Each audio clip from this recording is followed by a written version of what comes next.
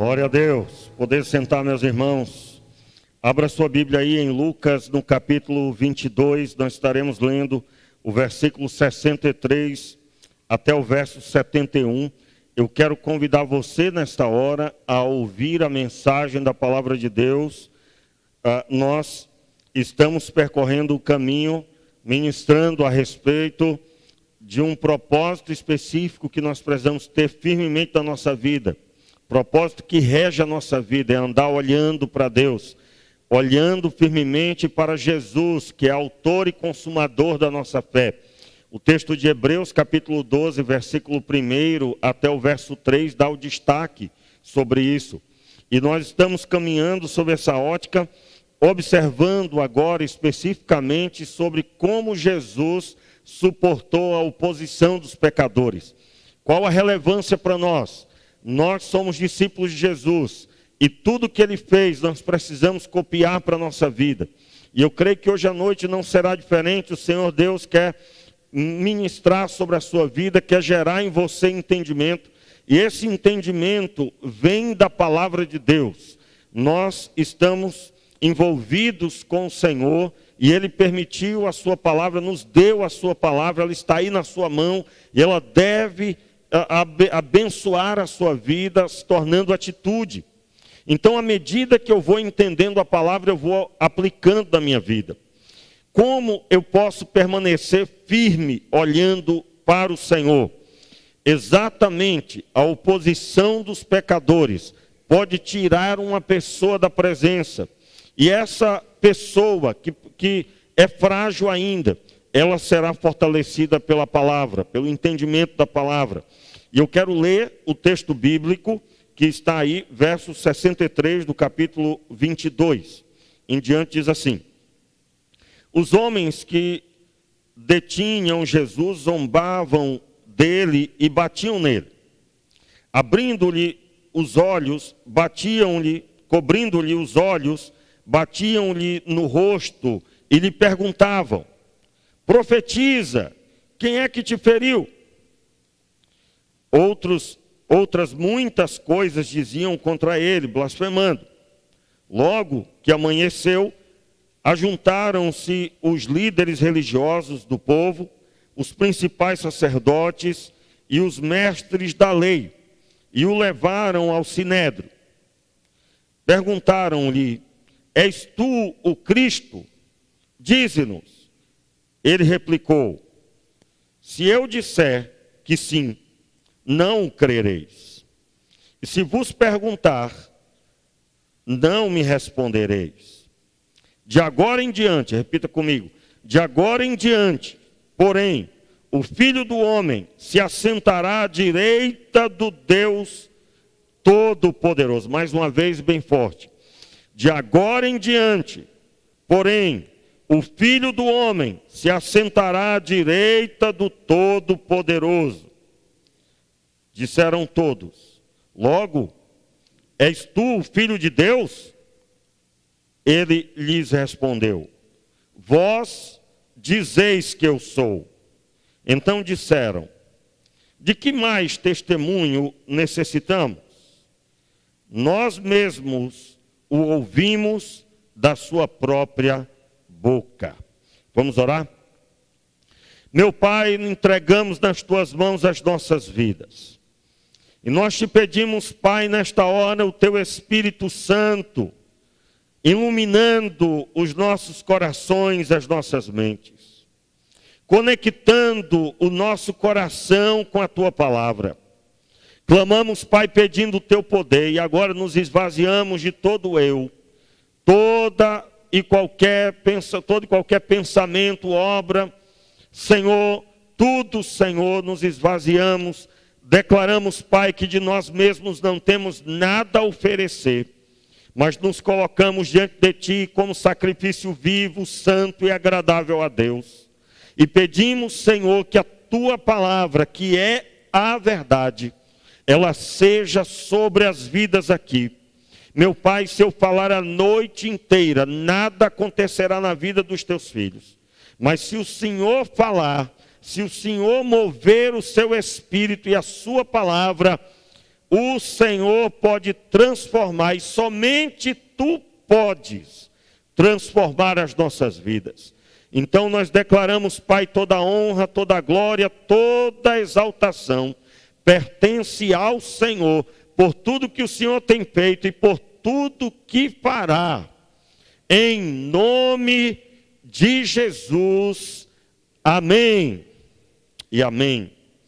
Meus queridos, nós estamos observando aí a caminhada de Jesus preso, já por duas mensagens nos versículos anteriores, no versículo 47 ao 53, duas mensagens atrás, a última mensagem do verso 54 até o 62, nós ministramos observando a caminhada de Jesus preso, ele preso injustamente, mas pelos nossos pecados, para que fôssemos salvos dos nossos pecados.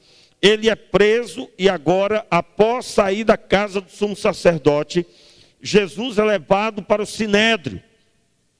O Sinédrio, constituído de 70 autoridades religiosas, ou 71, você vai ver comentário bíblico falando 71, outros 70, mas na verdade os dois estão corretos, porque o sumo sacerdote era o gestor deste grupo. Eram homens religiosos profundamente conhecedores da Escritura, escribas, fariseus, saduceus, essênios, herodianos. Eles se reuniam ali e eles julgavam causas religiosas antes de apresentar para a autoridade que estava sobre eles, que no caso o governo romano. Por isso que logo em seguida eles levam a Pilatos. Pilatos não quer resolver o problema, passa para Herodes e assim foi crucificado.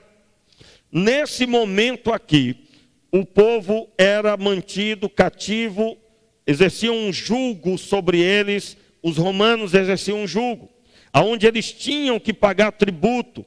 Os romanos, irmãos, eles tinham um costume muito diferente de alguns povos, que chegavam, destruíam tudo, queimavam, enfim.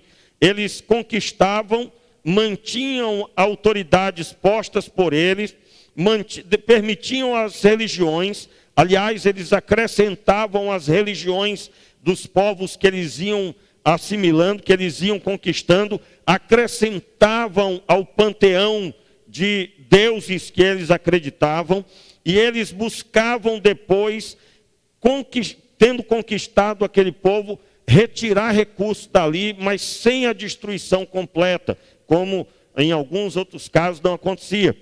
E aí havia essa reunião, até certo ponto com autoridade por parte dos religiosos. Se eles julgassem e determinassem de acordo com a lei que esse homem ou esta mulher deveria morrer, mesmo assim eles tinham que levar ainda para a autoridade romana. E isso era feito justamente por parte de Roma para permitir um certo conforto para com aquele povo, de forma que não fosse tão agressiva a sujeição. E aqui eles julgam o Senhor, permitem açoites, as pessoas zombam, as pessoas falam intensamente a respeito.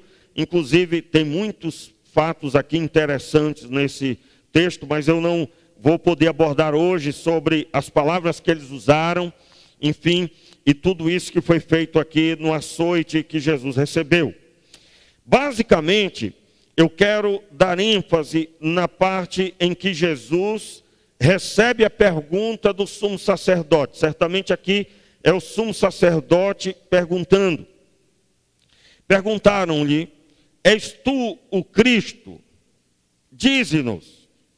Ele replicou: se eu disser que sim, não crereis. E se vos perguntar, não me respondereis. E aí Jesus faz uma declaração, versículo 69. De agora em diante, porém, o Filho do Homem se assentará à direita do Todo-Poderoso. Note, há um fato novo aqui. Quando Jesus estava na casa do sumo sacerdote, não há como comprovar que ele foi açoitado, agredido de alguma forma. Quando ele estava sendo preso no jardim Getsêmani, ele foi preso com força. Provavelmente ali ele não apanhou. Apenas foi preso de forma violenta, mas não apanhou provavelmente. Até porque temia-se que ele tivesse rodeado de uma grande multidão. Então, naquele momento, não se poderia fazer algo dessa forma. Pelo menos numa lógica do que o texto nos mostra. Mas aqui não, aqui ele já começou a apanhar. E eu quero chamar a sua atenção, irmãos. Talvez você vai sair daqui hoje preocupado, e se você sair preocupado com o coração rendido, glória a Deus. E eu falo de preocupação no sentido da mente muito focada em algo que você tem que buscar em Deus. E aproveita aí o jejum que você decidiu essa semana. Meu irmão, aqui Jesus já havia recebido pancadas, zombarias. E ele permanece firme na identidade dele. Firme. Absolutamente Jesus está firme na missão. A identidade define a missão. Quem eu sou define o que vou fazer. Pessoas que não têm isso claro em suas vidas são pessoas que facilmente são levadas pelo vento. E é claro, antes de abordar propriamente dito a aplicação, é claro, eu quero entender com você melhor esse momento aqui. Jesus, em momento algum, demonstra sair do foco. Ele está firme no propósito. E mais uma vez eu quero chamar a sua atenção para um fato, para você receber a palavra de Deus. Mais uma vez, há uma informação problemática na vida de muitas pessoas. É a informação de que Jesus é Jesus e eu sou eu. Que Jesus é uma bênção e eu sou um pobre pecador. E eu destaquei aqui que esse princípio não deve proceder, senão você vai ouvir tudo que eu estou falando e você vai entrar por um ouvido e sair pelo outro. Entenda, olha a contradição, quero repetir o que eu falei aqui na última mensagem. Se eu sou discípulo, por que é que Jesus fez, aliás, se tudo que Jesus fez, nem tudo eu devo cumprir, eu vou conseguir cumprir, por que eu sou discípulo? Responda essa pergunta. Nós devemos ser discípulos de Jesus, todos.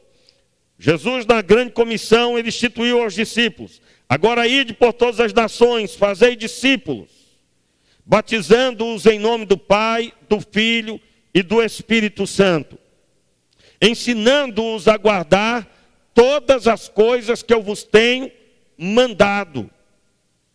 Se é para ensinar a eles todas as coisas que eu vos tenho mandado, ou seja, Jesus estava dizendo, não omitam nada. Tudo que eu ministrei em vocês, ministrem sobre os outros. Se certas coisas que Jesus fez, não é para mim, eu não vou conseguir fazer, porque é então que eu devo ser discípulo e copiar tudo. É uma extrema contradição. E muitos não percebem essa contradição. Aí o que é que gera? Crentes soltos. Crentes que na hora que aperta o negócio, também eu não sou como Cristo. Não, Jesus era Jesus, eu sou eu.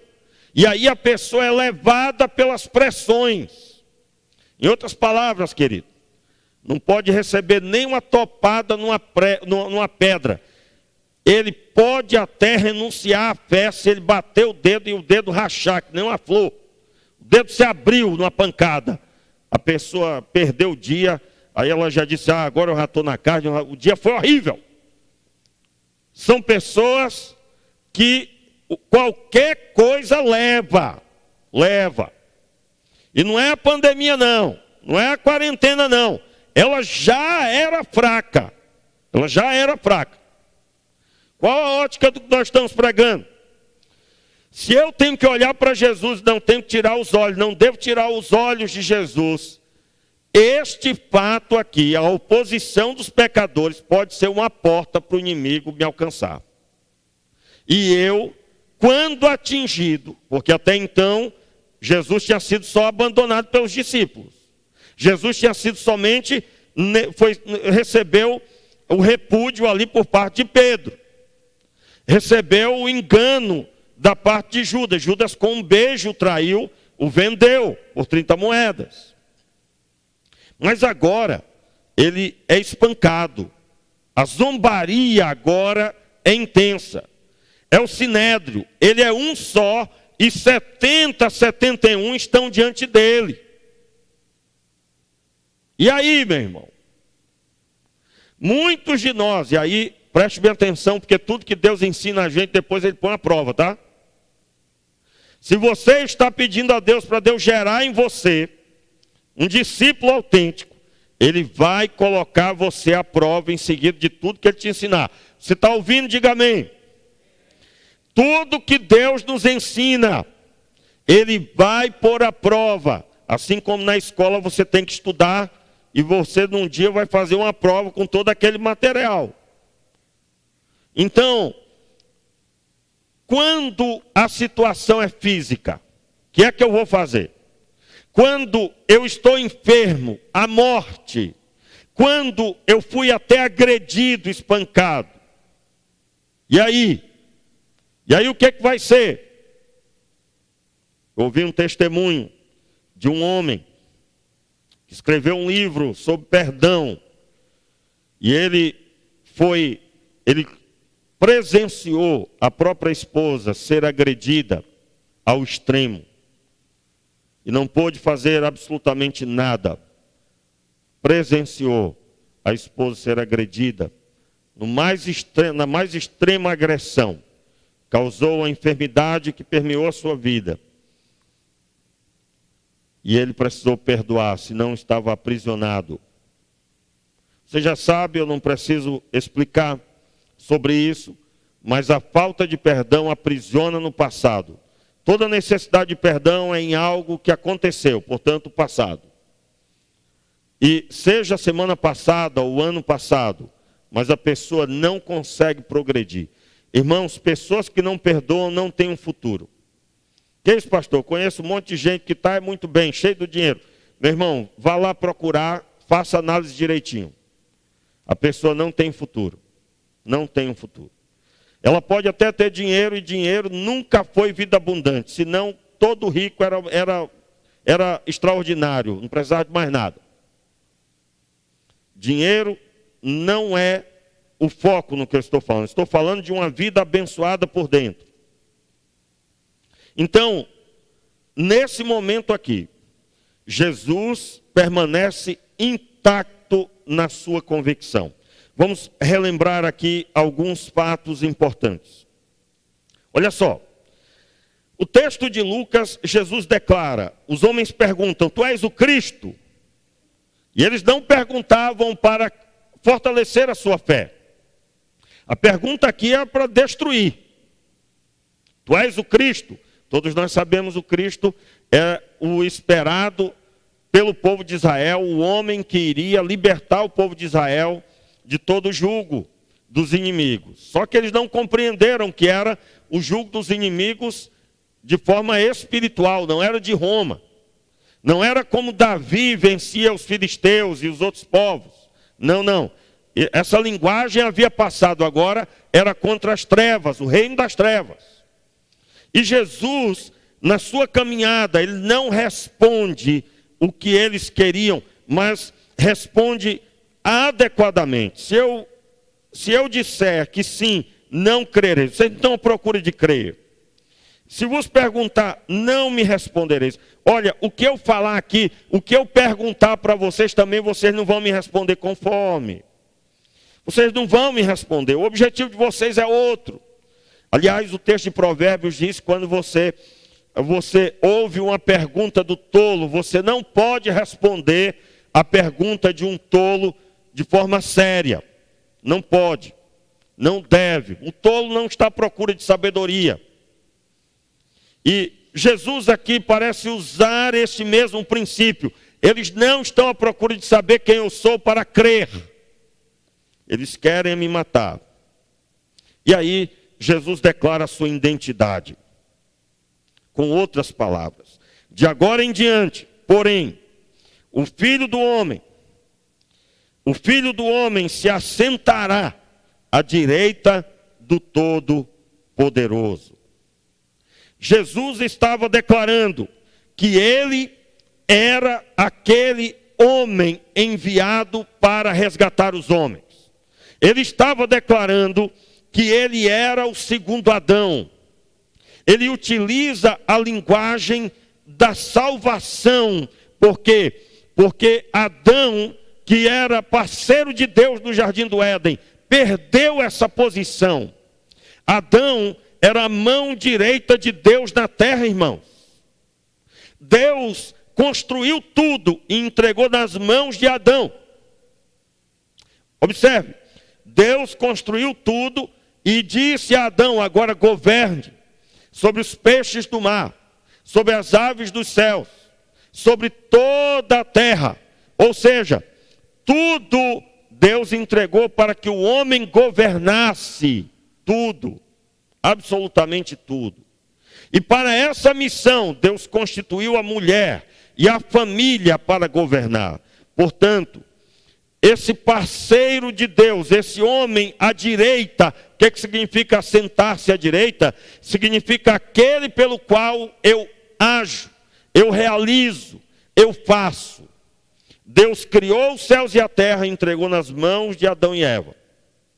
O capítulo 1 vai destacar isso. Deus fez o homem à sua imagem. Capítulo 1, a partir do versículo 26. E ele deu a missão. Pode contar lá o que Deus disse. Sobre todos os peixes do mar, sobre toda a terra, sobre todos os animais que se arrastam. Sobre tudo que há, você vai governar.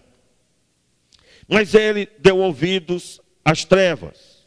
E ele perdeu essa posição. Na verdade, entregou às trevas. Agora, tendo ouvido a segunda voz, a voz de Satanás, as trevas tiveram acesso à terra. Muito bem. Por que Deus, no capítulo 3 de Gênesis, ele expulsa Adão do Jardim do Éden? Porque ele perdeu essa posição de governo. Preste bem atenção, porque eu já estou falando sobre a identidade para você. Preste bem atenção. Quando eu estudo a identidade de Jesus, eu estou estudando a minha identidade. Diga amém, eu recebo. Quando eu entendo a identidade e a postura de Jesus, eu estou estudando não só a respeito de Jesus, mas eu estou recebendo como eu devo ser na minha vida. Então, receba aí já. Se você está restaurado à presença de Deus, você está sendo uma pessoa que exerce domínio aonde você foi posto. Como é que é isso, pastor? Você líder, você o dominador da empresa que eu trabalho. Você não entendeu, filho. Você não entendeu. Pode até ser, isso aí é um outro assunto. Eu estou falando que as coisas não vão dominar você. Eu estou falando que quem governa sobre os peixes do mar, sobre as aves dos céus, sobre toda a terra, é você. E não o contrário. Quer ver um exemplo? Todo crente que não consegue viver numa situação como essa, não está no domínio, está sendo dominado. Instituíram uma quarentena. Temos aí uma situação de enfermidade e a pessoa é dominada por isso. Quem está no controle, respeita, sabe que existe uma doença, mas não vai parar o que está fazendo. Não vai deixar de cuidar da família. Não vai travar. Por quê? Porque você está em Deus e agora você tem o domínio. Quando eu leio lá que os que estão em Deus não andam segundo a carne, mas sim segundo o Espírito, eu estou lendo que você está no controle e não há lei para aplicar na sua vida, porque você não está debaixo do controle da conduta de Adão. Você até está sofrendo, mas você está no controle, porque Deus, Ele é Senhor sobre a sua vida e você não tem medo. Ele é Senhor sobre a sua vida. Muito bem. Quando o Senhor fez a convocação, eu quero aqui, eu tenho que ler, eu sei que você já sabe, mas eu vou ler esse trecho. Abra aí mais uma vez no clássico texto de Mateus 28, né? Eu cito muito esse texto, isso aí é uma bênção. Glória a Deus por isso. Vamos lá. Capítulo 28 de Mateus, eu já citei aqui, mas eu quero que você veja com seus olhos o que eu estou falando. Diz assim: Jesus está com os discípulos, vai comissioná-los, e Jesus diz o seguinte, verso 18. Chegando-se Jesus, falou-lhes dizendo, leia bem alto ouvindo sua voz, é-me dado todo o poder no céu e na terra. O que Jesus estava dizendo? Eu estou assentado à destra do Pai. Lembra de Adão? É-me dado todo o poder aqui na terra. Todo o poder foi dado a Adão na terra. Quem é que vai governar sobre as coisas? Adão. Qual é a anomalia? As coisas governarem. Dinheiro, é você que vai governar, não é o dinheiro que vai governar você. Por isso tem que estudar sobre dinheiro. Como é que funciona o dinheiro? Tem que estudar. Porque senão você vai ser controlado pelo dinheiro. Veja bem, meu irmão. Numa batalha, se você não estuda o seu inimigo, você está a um passo da derrota. Dinheiro é solução para a sua vida, é resolução para a sua vida. Mas ele termina sendo o inimigo de muita gente. Porque o bicho corre da pessoa. Estou usando palavra da própria pessoa. Pastor, eu trabalho tanto, já ouviu essa frase? Trabalho tanto, o dinheiro parece estar fugindo de mim, quanto mais eu corro atrás, eu não encontro, não consigo. Preste bem atenção, meu irmão, você tem que aprender como funciona o dinheiro. Deus não dá dinheiro para quem não governa a própria vida, para quem não tem domínio. Pessoas descontroladas não receberão dinheiro. Pastor, o que é isso? Estou com a minha conta bancária cheia. Daqui a pouco você pode não ter mais. Quer um exemplo? A querida parábola do filho pródigo. Recebeu ou não recebeu muito dinheiro? O dinheiro ficou na mão dele? Não. Pessoas que não sabem lidar com dinheiro já estão propensas. É uma questão de tempo a daqui a pouco não tê-lo mais. Na parábola do talento, quem foi que foi exaltado? Quem recebeu o dinheiro, talento é uma moeda da época. Quem recebeu e multiplicou. O que escondeu o talento, o que aconteceu com ele? Foi colocado no rabo da fila, meu filho. Esse daqui, ninguém pode ser discípulo dele. Mas os outros foram abençoados. A outra parábola diz que foi tirado daquele que não soube administrar e dado para quem sabia. Quem é o dono do dinheiro, irmãos? Quem é? Pastor, é o Warren Buffett, pastor, que é o dono de... É o fulano de tal, bilionário, zilionário, que tem, ainda não tem zilionário, mas já tem tri. Então veja bem, quando eu penso em recurso, eu tenho que lembrar que Deus é o dono do ouro e da prata. Só que ele estabeleceu regras para o recurso. Onde é que eu quero chegar? Eu estou falando sobre o domínio que Deus deu para Adão. Todo mundo está comigo? Então Deus deu o domínio. O que foi que bagunçou tudo? O pecado.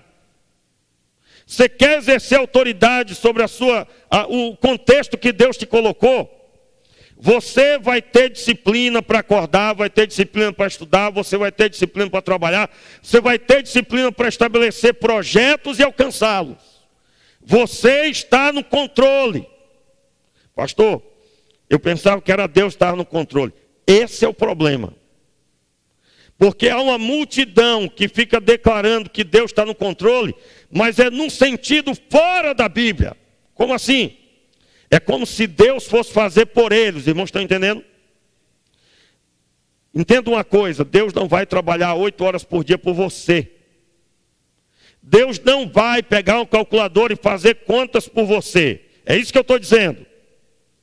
Então, Deus está no controle de tudo, pastor. Mas a sua parte que Ele instituiu, se você não está fazendo, Deus não pode ser responsabilizado por isso. Então eu estou aqui parando para dizer o seguinte: eu quero identificar se você sabe a sua missão, a sua identidade, e se você está no domínio. Você entrou aqui triste, desanimado, você não está no domínio não, filho. Você não está no controle. Como assim? Quem está controlando você é quem hoje te tratou mal. Quem está exercendo domínio sobre você, se você tem amanhã uma multidão de contas para pagar e não tem R$1, quem está mandando em você é o dinheiro, as dívidas, os problemas. Qual é a visão de quem está no controle? Ele bate na mesa e diz: acabou isso da minha vida. Eu vou aprender o que é que eu tenho que fazer para ser uma resposta e não um problema. Eu serei não uma pergunta, mas uma resposta para as perguntas. A minha vida, a minha conduta falará às pessoas o que elas devem fazer. Basta olhar para mim, é o que ela decidiu. E é claro, há uma longa caminhada para isso. Entenda, porque o que eu estou mexendo aqui, irmãos, é um assunto seríssimo, tudo que eu estou falando. Mas quando Jesus disse: é-me dado todo o poder no céu e na terra. Você conhece a doutrina, existia o príncipe deste mundo, ele tirou o domínio do príncipe deste mundo, Satanás. Satanás não tem autoridade sobre os homens. Por isso que o próprio Jesus disse: em meu nome expulsarão demônios. O que significa em meu nome expulsarão demônios? Ei, demônio, mentiroso, sem vergonha, olho de peroba. Eu quero lembrar você que você está aí e você não tem autoridade. Como assim não tem autoridade? É-me dado todo o poder no céu e na terra. São as palavras de Jesus. E é no nome dele que eu te ordeno: sai desta pessoa. E o que acontece com o demônio? Vai ter que sair. Pela sua autoridade, pela autoridade daquele que conquistou todo o poder no céu e na terra. Pastor, não entendo sobre essa história de no céu. Na terra até eu entendo, no céu não. Meu irmão, todos os textos, quando falam de batalha espiritual, falam de regiões celestes. O que é as regiões celestes? É nesse espaço que as batalhas são travadas. Região celeste é do chão que pisamos até o céu de Deus. Onde Deus está. Claro, é bem mais complexo que isso, mas estou resumindo. Então, eu estou dizendo que quando Jesus declarou: é-me dado todo o poder no céu e na terra, ele estava depois dizendo aos discípulos: agora ide por todas as nações fazer discípulos. Seria fácil? Não, mas é dado a Jesus todo o poder no céu e na terra. Então se tornará fácil. Fácil porque está lá Pedro preso, mas vai o anjo e liberta ele. A igreja está orando e vai o anjo e liberta Pedro. Está lá o apóstolo Paulo com uma obra para fazer, o navio que ele estava, o barco que ele estava, sofre um naufrágio. Lá na beira da praia ele faz uma fogueira. O que aconteceu? Ele foi mexer nas madeiras, uma víbora veio e o picou, mordeu ele no braço, ele balançou no fogo, irmão, nem matou a bichinha. Nem matou, não vou matar para quê? Isso não vai me fazer mal. Balançou no fogo, ela soltou, provavelmente ainda viva, sumiu, foi embora. E os nativos olharam e disseram: certamente este homem fez um grande mal, Deus não o deixa viver. Ou seja, escapou do naufrágio, mas não vai resistir ao veneno da cobra. E todos se admiraram, porque ele não morreu, não inchou, não passou mal, continuou. Veja a visão de Paulo.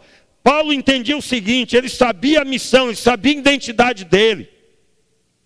E ele entendia que ele estava no domínio, ele estava no controle. Foi dado a ele uma missão: vá aos gentios. E aí aparece uma cobra que vai interferir no negócio. Tem fundamento, irmão? Tem fundamento? Pastor, eu quero tanto ser missionário, mas será que eu vou passar essa pandemia vivo? Irmãos, só Deus sabe, né? Eu acho que eu botei até no status lá do meu WhatsApp, um pastor que foi para o primeiro culto, eu acho que na Itália, eu não me recordo agora, Itália, França, e colocaram, Itália, né? Colocaram as fotos das pessoas. Irmãos, era muita gente que morreu daquela igreja. Eu confesso a você que eu imagino a luta que foi para aquele pastor suportar. Alguém aqui viu o vídeo? Alguém viu? Pouca gente viu. Vai lá no meu status, deve estar lá ainda, e aí você vai ver. Irmãos, muito sério o negócio. Muito sério. Estavam as fotos nos bancos, certamente nos lugares onde as pessoas ficam. E aquele pastor passeando, já idoso, ele mesmo passou aquela pandemia lá, eles já estão praticamente com tudo voltando. Imagina o impacto no coração. Só Deus sabe, irmãos, os crentes também morrem. Crente também morre. Crente também vai para a glória. Porém, se você recebeu uma palavra da parte de Deus, você sabe quem você é, você tem entendimento da sua missão, Deus não vai permitir essa missão ser caída por terra. Porque essa missão nasceu em Deus. E aí vem a palavra que você tem que saber a sua identidade. Você tem que ter identificado a sua missão. Senão, meu irmão, não precisa ninguém bater na sua cara. Basta uma pedra para você bater o dedão. Basta você ter uns 3 ou 4 nãos. Principalmente se você for vendedor. Aí você vai no primeiro, não. Segundo, não. Terceiro, não. Aí a pessoa diz, também não vou vender mais, vou para casa. Aí se tranca no quarto escuro. Identidade. Que identidade é essa? Filho de Deus, eu sou filho de Deus, querido. Se eu sou filho, eu tenho uma postura que deve lembrar o meu pai. E essa postura foi manifesta pela pessoa de Jesus. Eu pergunto, você sabe quem é, qual é a sua identidade? Se você tem ciência da sua identidade, as pessoas podem bater na sua cara, mas você não vai sair da missão. Não. E aí eu quero chamar a sua atenção agora para aquele momento que alguém te tocou, talvez com palavras que doeu mais do que pancada. E você saiu da sua missão. Você partiu para as suas atitudes, não as de Jesus. Meu irmão, você tem que parar com isso. Irmãos, graças a Deus, Deus é misericordioso e Deus não permite uma situação que Ele não tenha planejado. Tudo Deus planejou. Pastor, então Deus planejou eu cair? Não, meu irmão, você que não estava preparado, você que não entendeu. O Senhor está te ensinando. O Senhor está te falando, meu irmão. E você não está entendendo, não quer saber, não se esforça. Não paga preço. Quanto tempo, irmãos, eu já li não poucas vezes, hoje foi assim, hoje foi bem cansativo, porque depois de 3 horas da manhã, ninguém mais pôde dormir, né? Pelo menos lá em casa foi difícil. Foi o horário que nós soubemos da morte da irmã Chiquinha, da irmã Francisca. Então, quando foi agora de tarde, nós fizemos nosso culto doméstico à tarde, né?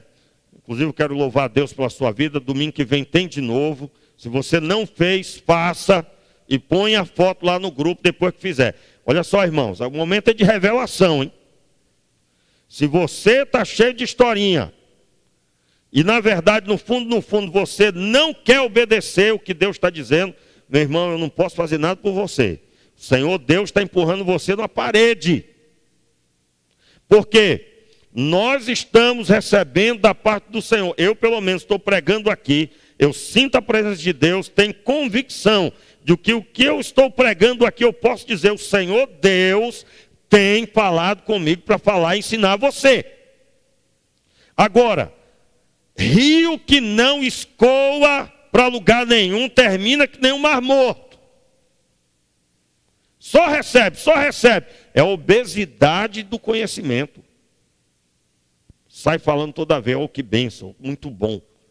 E aí, meu irmão, nós estamos convidando você a orar pelos seus filhos, pelas suas filhas, orar pela sua esposa e assim sucessivamente, e alguém estabelecer resistência, se há, eu não creio que há assim declaradamente, mas o ser humano é expert em dar desculpa. Foi muito difícil, pastor, foi muito difícil hoje foi ralado, hoje foi difícil. O senhor não tem ideia. Meu irmão, eu tenho ideia do que a palavra de Deus diz, e a palavra de Deus é para nós, é para hoje.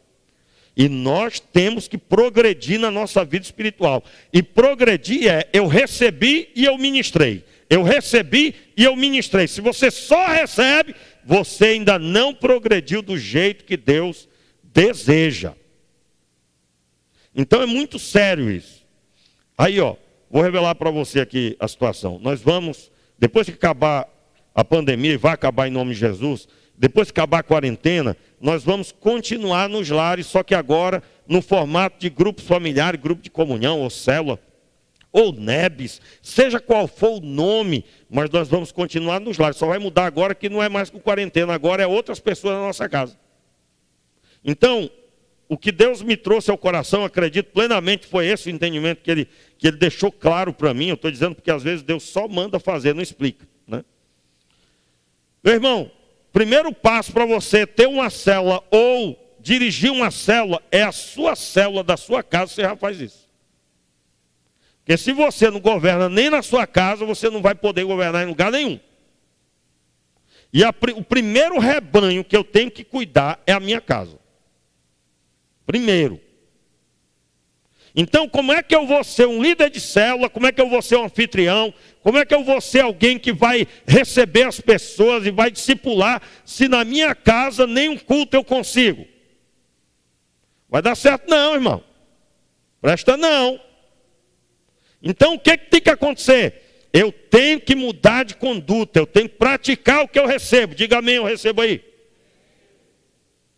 Então, Jesus estava firme na identidade. Quando ele fala, desde agora, de agora em diante, porém, o Filho do Homem se assentará à direita de Deus Todo-Poderoso. É quando ele diz, está consumado na cruz do Calvário. E quando ele vai falar com os discípulos, conforme lemos em Mateus, é-me dado todo o poder no céu e na terra. Portanto, ide. Então ele toma de volta o controle que foi perdido por Adão. E ele agora dá a quem o segue. Aí vem a necessidade de sermos discípulos autênticos. Porque só recebe essa autoridade quem está na missão. Quem é que não está na missão? Pastor, estou aqui na igreja porque eu preciso me casar. Não está na missão. O Senhor Jesus não morreu na cruz para te dar um casamento, filho. Ah, eu estou aqui na igreja porque eu temo pela vida dos meus filhos.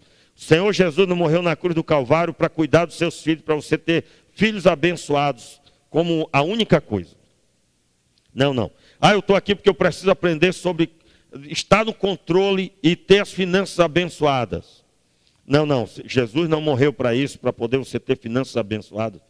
Ele morreu para vencer as trevas, para tirar você das trevas e colocar você na luz. Ele morreu para te dar o status de filho de Deus. E filho de Deus tem o controle dado pelo próprio Deus para governar e exercer autoridade sobre o contexto. O que vai acontecer?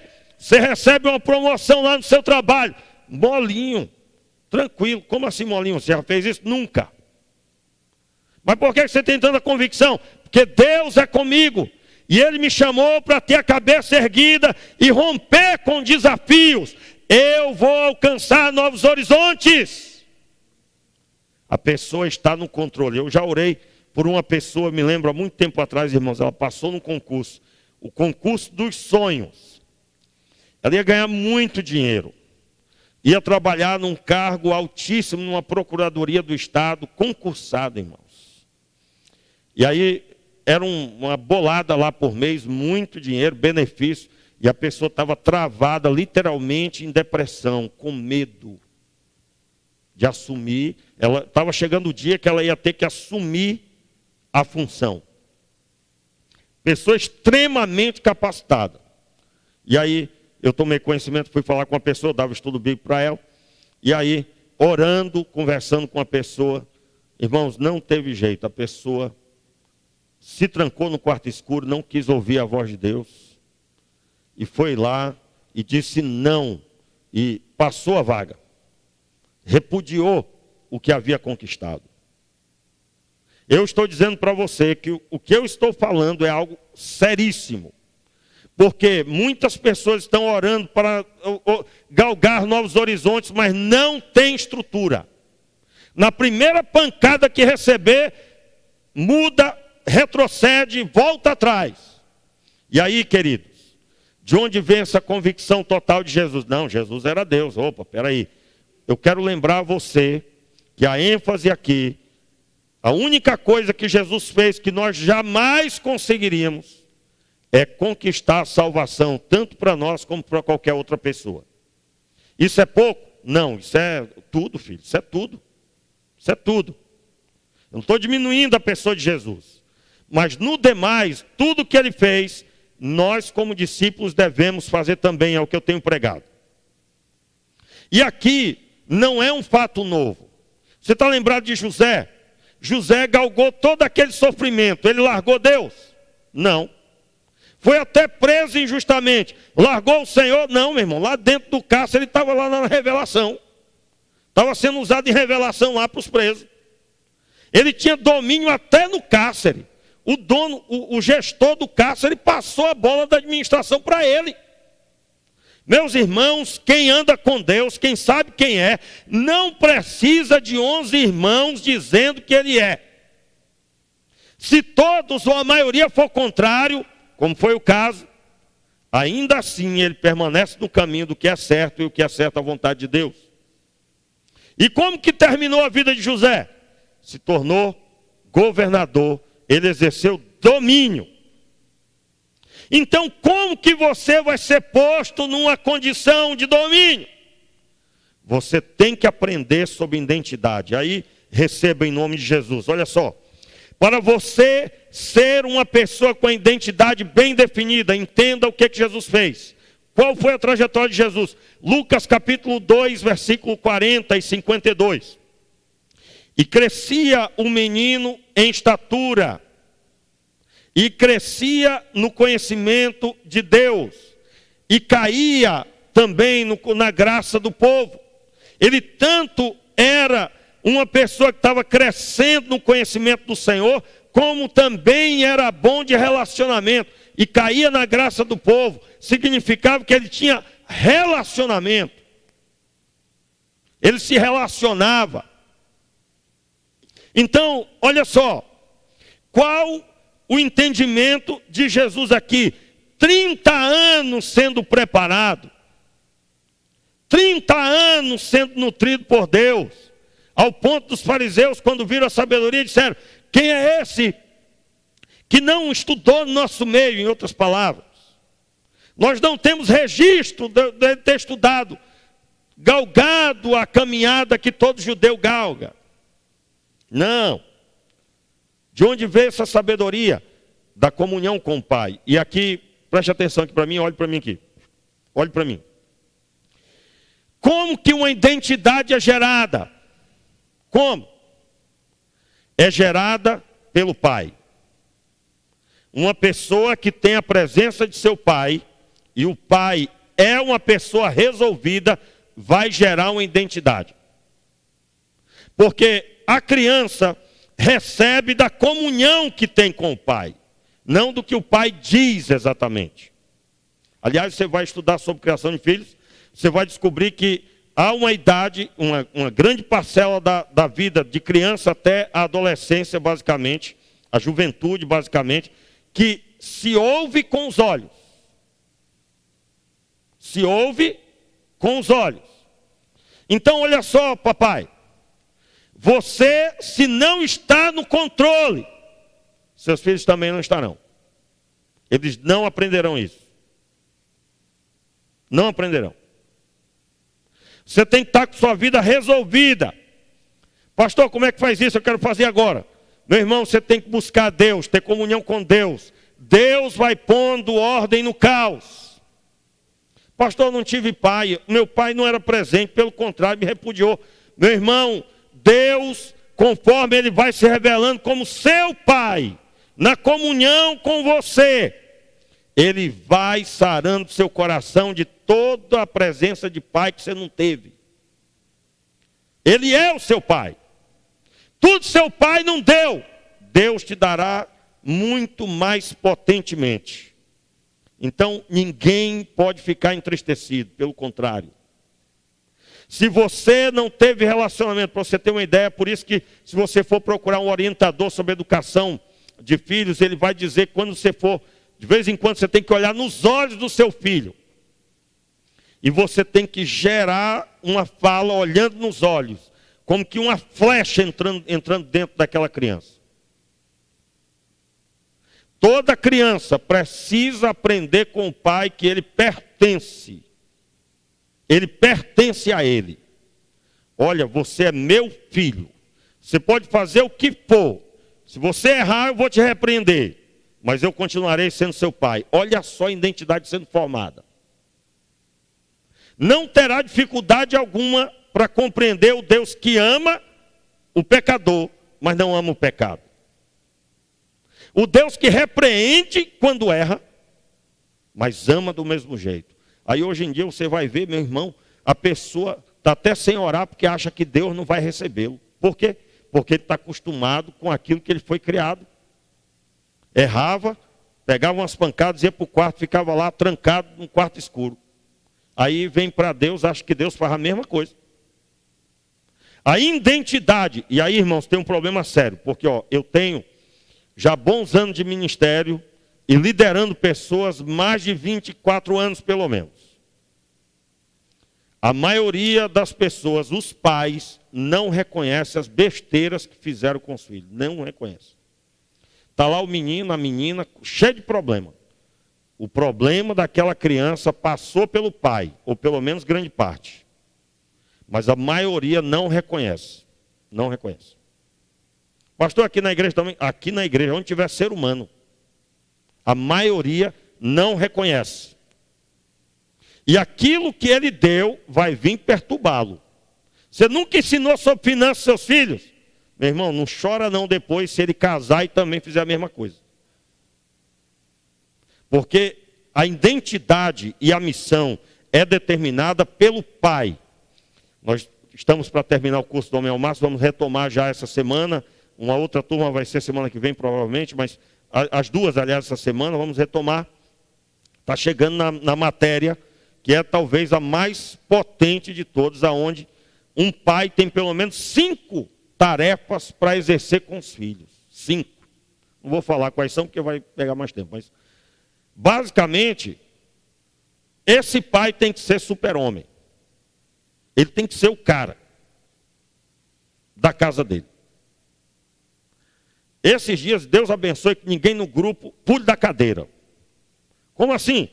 Porque o que tem de chefe do lar que pula da cadeira porque não se vê nessa capacidade.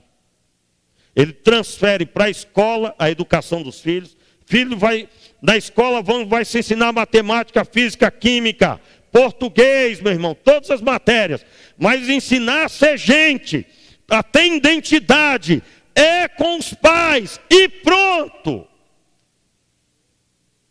Não transfira a responsabilidade. A identidade é firmada pelo Pai. E essa identidade de Jesus era firme em Deus. Eu tenho uma missão e não tem bofetada, não tem zombaria que me tire dessa missão. E aí, meus queridos, quando nós olhamos para essa identidade, a identidade resolvida, eu preciso compreender o processo que Deus gerou na minha vida, para essa identidade ser plenamente resolvida. Eu não vou continuar aqui porque eu quero buscar abordar do jeito que Deus tem colocado no meu coração aqui, porque tem muito assunto. Eu tenho aqui uma lista de textos bíblicos. Esse texto bíblico aqui é só sobre a identidade do crente. E eu tenho aqui dentro da minha Bíblia separado uma folha só para falar sobre a identidade de Jesus. Mas sobre isso nós vamos falar no próximo culto. Por quê? Se você puder, e em nome de Jesus você vai poder. Se você puder não, essa palavra foi errada aqui. Parou. Está errado. Você pode. Meu irmão, busque a Deus para resolver isso. Como é que você vai resolver seus problemas? Se você é fraco na sua identidade, você não está pronto. Deixa eu perguntar para você entender sua busca. Se alguém perguntar para mim agora, Renato, quem você é? Renato, quem você é? Agora eu gostaria que você perguntasse aí para você. Você vai dizer seu nome e a pessoa vai perguntar supostamente para você quem você é. O que você responderia? Faça a pergunta aí, falando seu nome. Vamos lá? Faça a pergunta aí. Eu vou dar o exemplo de mim aqui. Renato, quem você é? Faça a pergunta aí para você. Ouça, fale mais alto. Qual a sua resposta? Eu vou dizer qual a minha resposta, baseado na Escritura. Eu sou Renato Gonzaga de Souza de Oliveira, filho do seu Manuel, oriundo do seu Manuel e da senhora Maria Zuleide. Nasci em Rio Branco, no Acre. Eu sou marido da Vanessa, pai do Davi, futuro pai de mais 1 ou 2 filhos, 3 no total. Creio no poder, no milagre. Amém, irmão? Sou pastor de uma igreja chamada Igreja Batista Vida. Tenho a missão de pastorear um rebanho, aqui e aonde o Senhor conceder cuidar. E sou, acima de tudo isso, filho do Deus Altíssimo, profeta do Senhor, chamado ao ministério de ensino e pastoreio de um rebanho. E nada poderá me tirar desta missão. Serei um excelente marido, rumo ao aperfeiçoamento. Serei um excelente pai. Não é não, pastor? Serei, porque eu estou em constante aperfeiçoamento. E de forma alguma os problemas, as situações, a pandemia, o que for a quarentena, me tirará da missão. Qual a sua resposta? Se você não tem bem definido isso, você até ânimo para acordar não terá.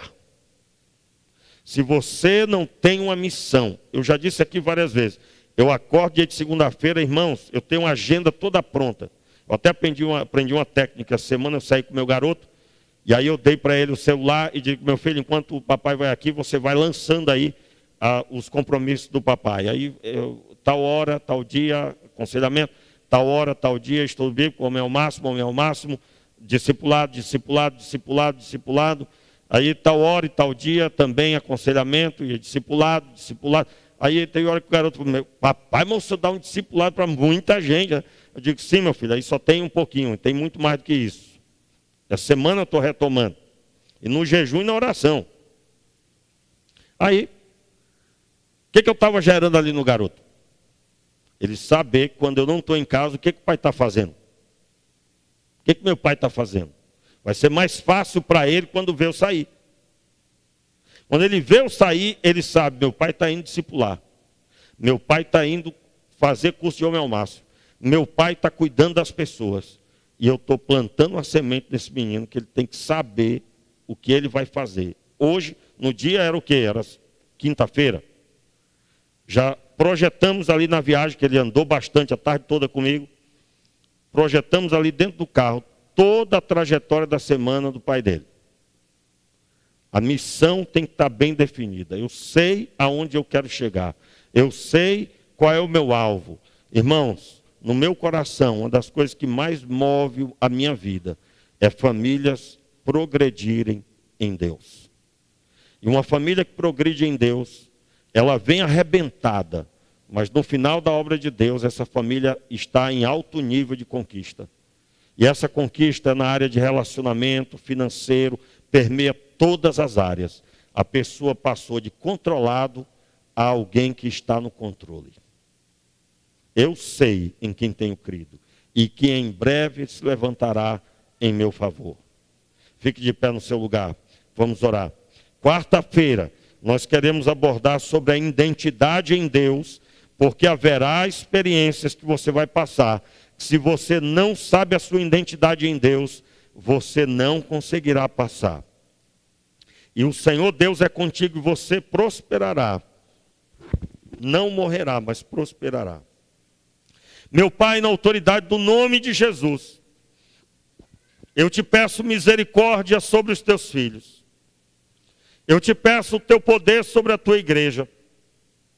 Eu te peço o teu nome, Senhor, sobre cada um esta semana, trazendo, Senhor, profunda identidade, profundo entendimento em Deus, e que a identidade firmada firme a missão, Senhor. Todos nós temos a missão de glorificar o teu nome com as nossas vidas. Abençoe a cada um, meu Pai. E agora, que o amor de Deus, que a